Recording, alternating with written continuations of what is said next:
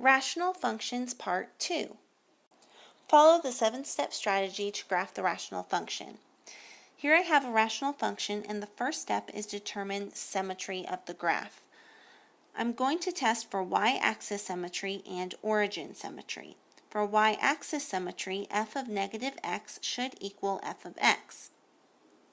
First, we'll find f of negative x. That means I'll plug in a negative x wherever I see an x in the original problem.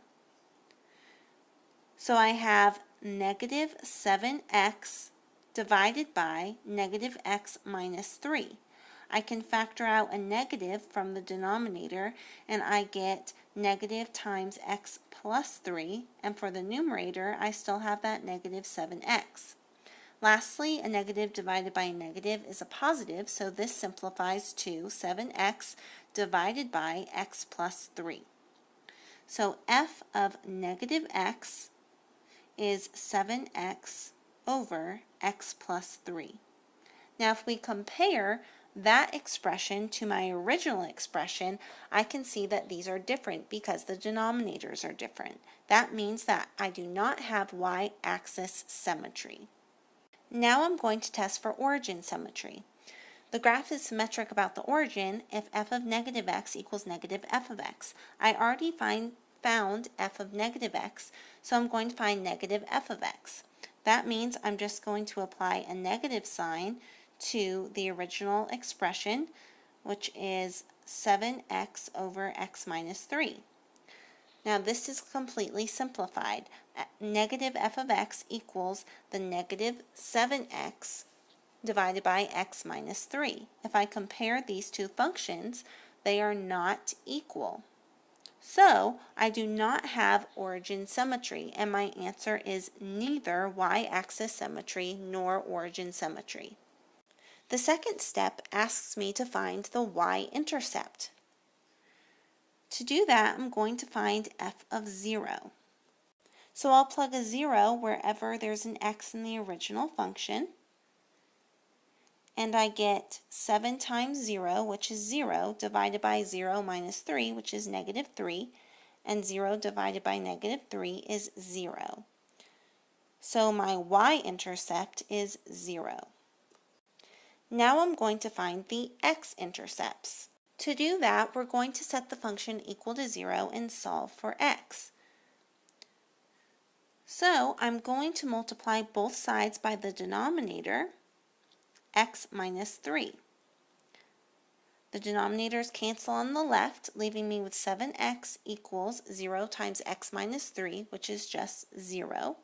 And then I'll divide both sides by 7, and I get x equals 0. So my x-intercept is 0. Now I'll find the vertical asymptotes. To find the asymptotes, first factor the numerator and denominator. The numerator and denominator of our function are already factored.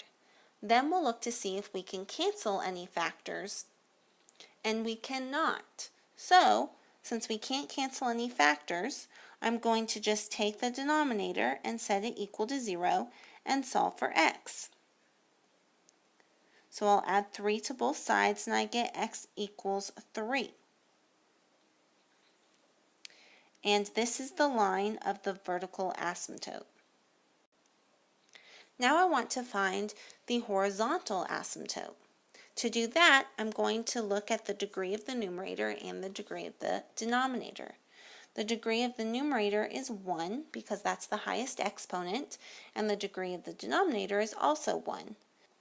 Since these degrees are equal, I can find my horizontal asymptote by dividing the leading coefficient of the numerator by the leading coefficient of the denominator.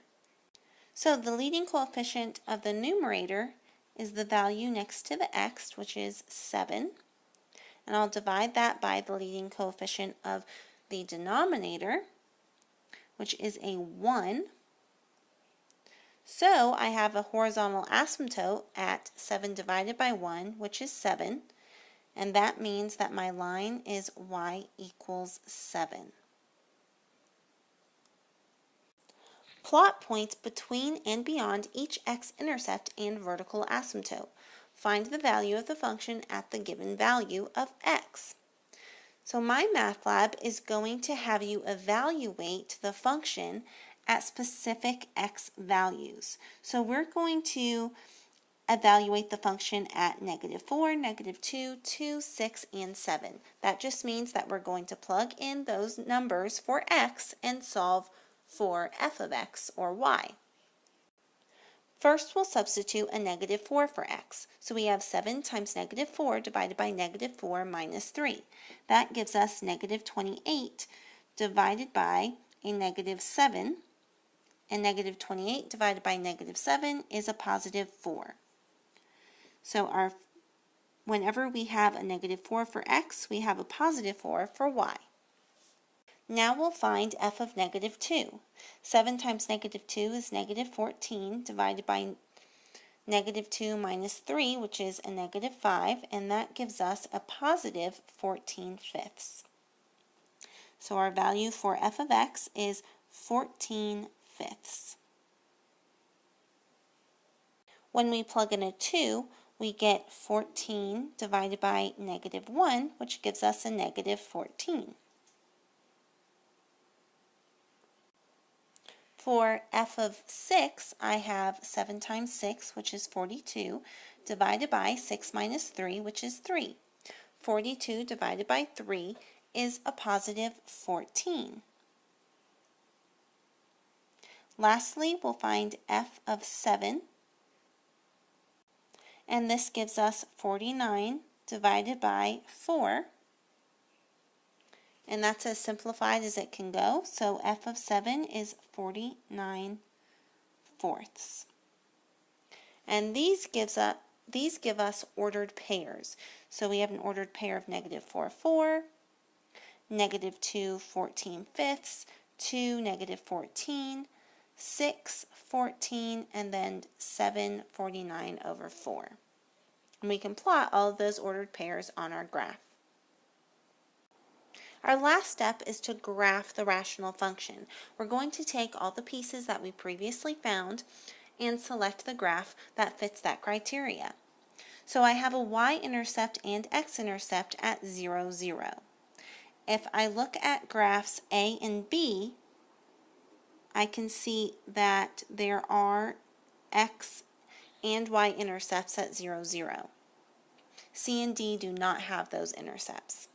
Next, I want a vertical asymptote at x equals 3.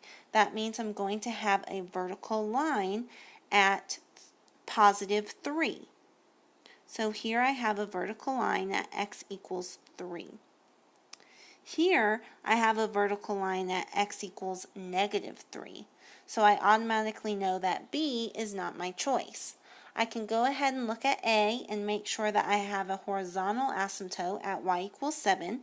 So if I look at that vertical line, it should be going up 7 on the y-axis. And then I can further check to make sure that each of these points are on that blue graph, and they are. So that means my choice is A.